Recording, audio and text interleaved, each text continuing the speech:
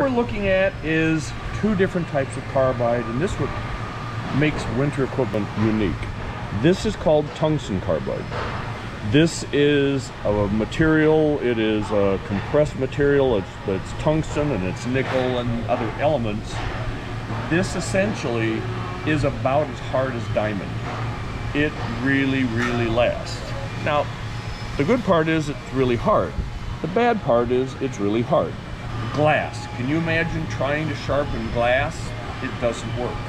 Tungsten carbide is really used best when you're in an application such as a freeway, airport. The smoother the road, the better, because this handles friction incredibly well. Again, almost as hard as diamond. The problem with it, because it's so hard, just like glass, very hard, glass chips, this does too.